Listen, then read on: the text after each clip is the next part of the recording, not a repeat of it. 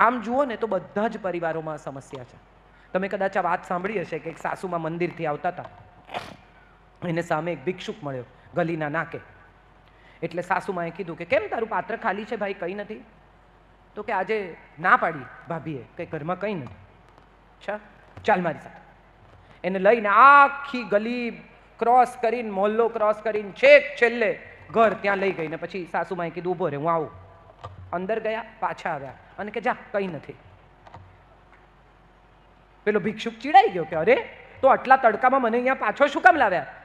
તો કે ના પાડનારી એ કોણ? હું બેઠી છું. જેને પહોંચશે એને પહોંચશે. ના, હું પાડીશ. હજી હું બેઠી છું આ ઘરમાં, એટલે બધા નિર્ણય હું કરીશ, એને નહીં પૂછવાનું. કોકની દીકરી આપણે ઘેર પરણીને આવે તો એ પોતાની સાથે પોતાનું બાળપણ, પોતાના પરિવારની પરંપરા, પોતાનો ઉછેર લઈને આવે છે. આપણે બધા અજાણતા જ બધું ભૂસી એની સ્લેટ કોરી કરી અને આપણી વાત લખવાની શરૂ કરીએ છીએ. પણ જેણે સ્લેટમાં લખ્યું હશે ને એ બધાને ખબર હશે કે તમે ગમે એટલું લૂછી નાખો, અમુક ઘસરકા તો રહી જ જાય. હવે એ ઘસરકા એના પિયરના છે. એ પોતાની સાથે જે શીખીને આવી છે, જે લઈને આવી છે.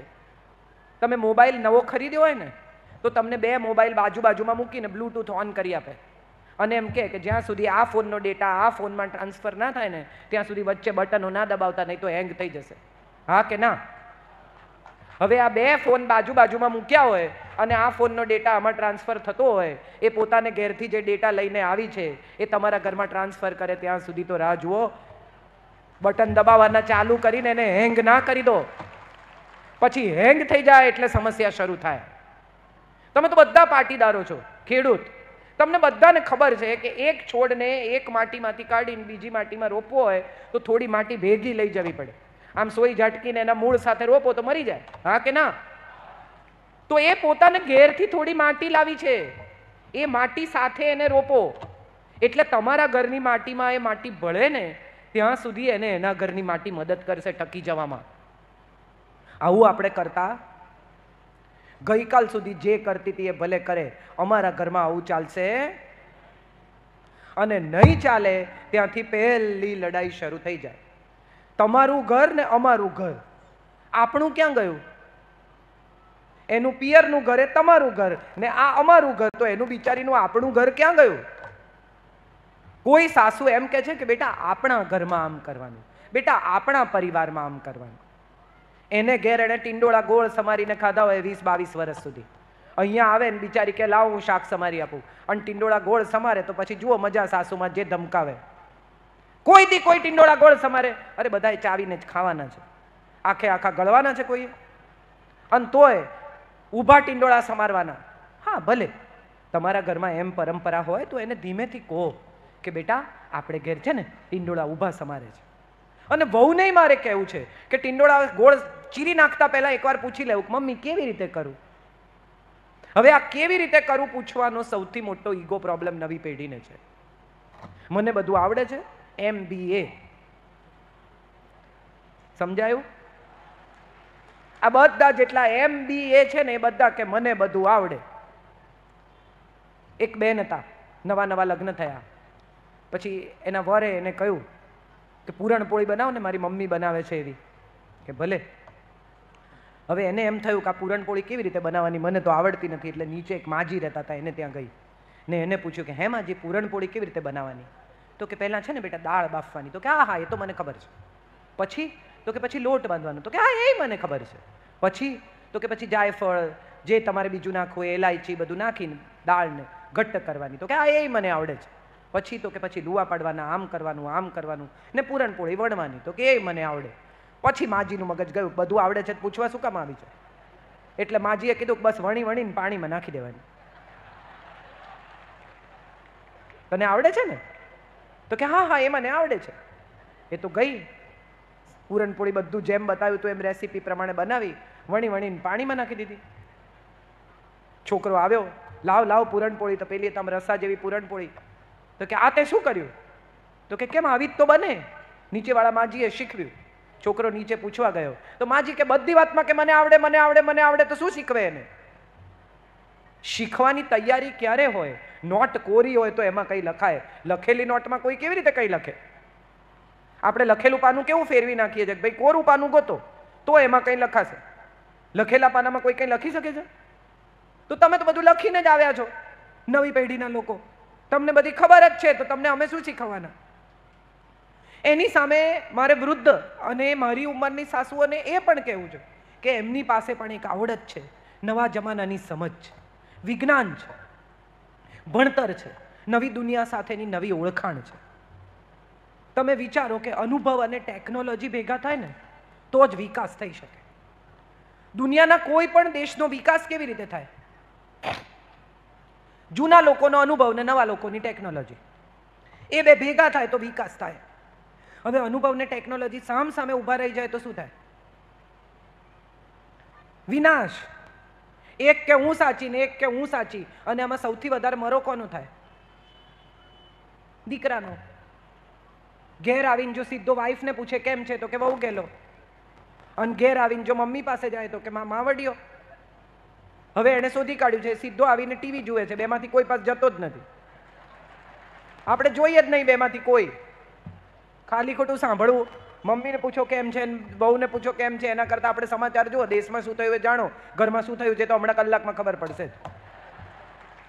હું પૂછું કે ના પૂછું, હમણાં કહેવા બેમાંથી એક આવશે જ. એટલે એ સમાચાર તો મને મળી જ જવાના છે. આ દેશના સમાચાર જોઈએ.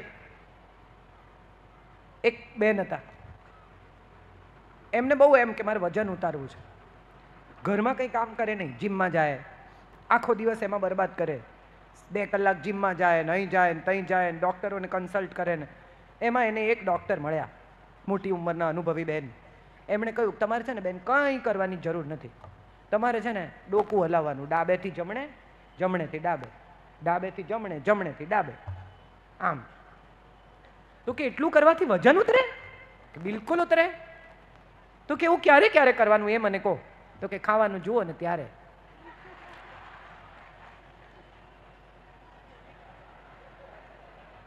મારે નથી ખાવું. આ જ વાત છે ને જિંદગી માટે પણ બહુ અગત્યની છે. જીભ છે ને એ બે કામ કરે, એક સ્વાદ આપે ને એક શબ્દ આપે. સાચું કે ખોટું? જીભના બે કામ, એક તમને સ્વાદ ચખાડવાનું ને એક તમારી ભાષા, તમારા શબ્દ તમારી જીભમાંથી આવે. આ બે ઉપર જો કંટ્રોલ આવી જાય ને, સ્વાદ અને શબ્દ, તો સ્વાસ્થ્ય અને સંબંધ સારા રહે. એટલે જ્યારે એમ થાય ને કે મારે કઈ જ દેવું છે ત્યારે ડોકું હલાવું, ડાબેથી જમણે, જમણેથી ડાબે. થોડીક વાર હલાવશો ને તો મન શાંત થઈ જશે. અત્યારે ને અત્યારે, હમણાં ને હમણાં ચોપડાવી જ દઉં, સંભળાવી જ દઉં, કહી જ દઉં. હમણાં આ પશ્ચિમથી બહુ પવન આવ્યો છે. આજે તો મેં કેટલી સ્ત્રીઓને સાડીમાં જોઈ, કેટલા વખતે. બાકી સાડી સ્ત્રીઓ હવે પહેરતી નથી. મને બહુ ગમે, મારા દેશનો પોશાક છે, હું હંમેશા સાડી પહેરું. તો મને ના એમાં કંઈ તાળી પાડવા જેવું નથી. આપણા દેશના કપડાં આપણે પહેરીએ એમાં હું તાળી પાડવાની.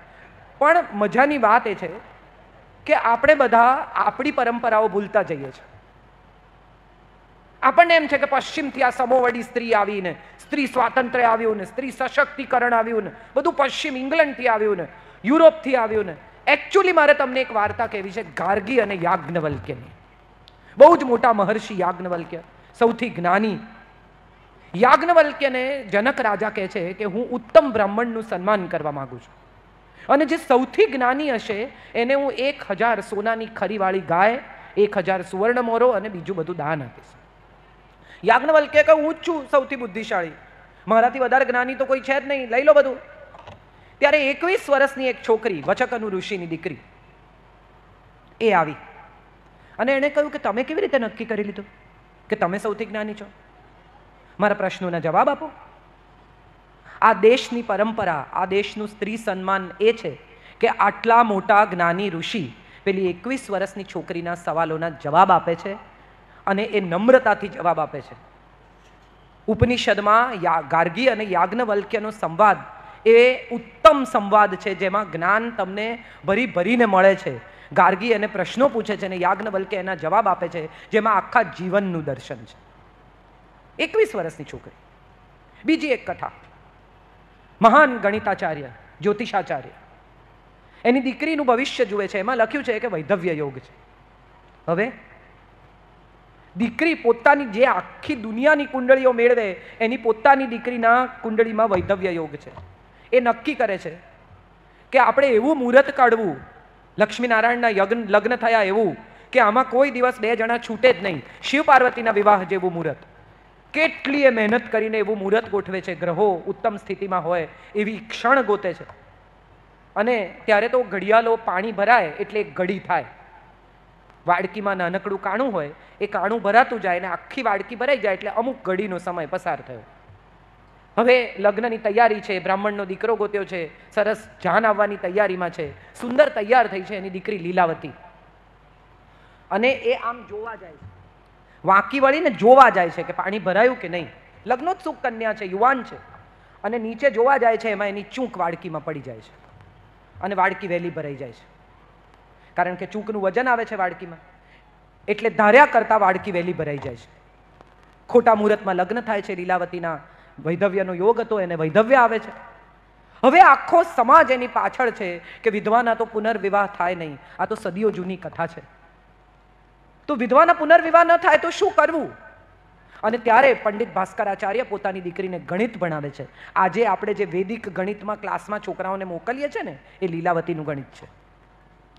આ બહુ ઓછા લોકોને ખબર છે, પણ આ લીલાવતીનું ગણિત છે. એણે વૈદિક ગણિતની શરૂઆત કરી.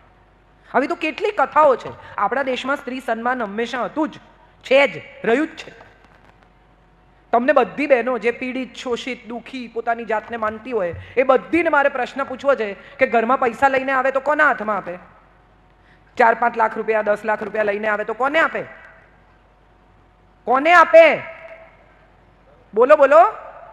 કોઈ બોલશે નહીં. હવે પછી એ પૈસા તમે ક્યાં મૂકો? તિજોરીમાં. એની ચાવી ક્યારે? કેડે. અને જો 10 મૂકવા આપ્યા એમાંથી 2 માગે તો શું પૂછવાનું? કેમ? એના પૈસા એણે મૂકવા આપ્યા અને એ માગે તો એ પૂછે કેમ? અને કે અમારું તો કંઈ ચાલતું જ નથી. સાચી વાત કે ખોટી વાત? ભાઈઓ વધારે કહે છે સાચી વાત, સાચી વાત. બહેનો બોલતી નથી. તમે જુઓ, બીજી તમને સાદો તમારી નજર સામે દાખલો આપો. આ બહેનો જેટલી બેઠી છે એમાં કેટલા કલર છે, કેટલા રંગો. એક શેડ, એક કલર ખૂટતો નથી. અને અહીંયા જુઓ, ભૂરા, સફેદ, કથ્થઈ, હદમાં હદ કાળા, 1-2 જણાએ ગ્રીન પહેર્યો છે, પૂરો થઈ ગયો. સ્ત્રીના જીવનમાં આટલા રંગો છે. આ બધા રંગોને જીવતા આવડે ને તો જીવન અદ્ભુત છે. જીવતા ન આવડે ને તો તમે રંગોળી કોઈ દાડો ઉપાડી છે? રંગોળી ઉપાડો ને કેવો રાખોડી થઈ જાય, બધા રંગ ભેગા થઈને નકામો, પછી એ ફેંકી દેવાનો. આ બધા રંગોને જો છૂટા પાડીને જીવી શકો ને તો જિંદગી અદ્ભુત છે. અને બધા ભેગા કરી નાખો તો રાખોડી, પછી એમાં તમારી કોઈ મદદ ન કરી શકે. બધું ગડમડ કરી નાખે, ઝઘડા ઝઘડી કરીને બધું એવું ગૂંચવે અને પછી કે હવે મારું કોઈ સાંભળતું નથી. સત્ય એ છે કે લગ્ન જીવન હોય, સંબંધ હોય, બાળ ઉછેર હોય, પ્રેમ હોય, કંઈ પણ હોય, 2 જણાના કોન્ટ્રીબ્યુશન વગર થતું નથી. એકલો માણસ ઝઘડી શકે? હા કે ના? એકલો માણસ હસી શકે? તરત ડોક્ટર બોલાવે બહુ હશે તો કે આ એકલો એકલો હશે છે, ડોક્ટર બોલાવો, ઠેકાડું નથી આનું. પણ એકલો રડી શકે? દુઃખી થવું હોય તો એકલા ચાલે, પણ સુખી થવું હોય તો ઓછામાં ઓછા 2 જોઈએ. આ વાત ગાંઠે બાંધી લઈએ કે જો સુખી થવું હશે તો ઓછામાં ઓછા 2 જોઈશે. આ નવા જમાનાની છોકરીઓ કહે છે અમારે તો કોઈનું કામ નથી, હું તો કમાઉં છું, એકલી રહીશ. બહુ સરસ, હમણાં રહીશ. પછી કોઈ દિવસ કાકા કાકીને રસ્તો ક્રોસ કરતા જોયા છે? 70-75 કાકા હોય, 70 બહેન હોય, 2 જણા એકબીજાનો હાથ પકડીને રસ્તો ક્રોસ કરતા હોય ને ત્યારે સમજાય કે દાંપત્ય જીવનની સફળતા શું છે. એમને કોઈ દિવસ ઝઘડા નહીં થયા હોય, એમને કોઈ દિવસ મન દુઃખ નહીં થયું હોય. મારા દાદાજીને દાદી કે તમારા દાદાજીને દાદીને કોઈ દિવસ એકબીજા સામે વાંધો જ નહીં પડ્યો હોય. આપણી પાસે તો ગીત છે કે લવિંગ કેરી લાકડીએ રામે સીતાને માર્યા જો, ફૂલ કેરે દડુલીએ સીતાએ વેર વાળ્યા જો.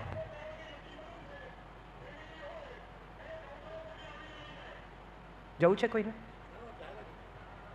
કાઉન્ટર ઉપર કંઈ છે, કોઈને જવું હોય તો જઈ આવો. એકવાર મને આવી રીતે હું લેક્ચરમાં બોલતી હતી, કે ચિઠ્ઠી પકડાવી તો મને કહ્યું કે ફલાણા નંબરની ગાડી છે એને ખસેડી લો.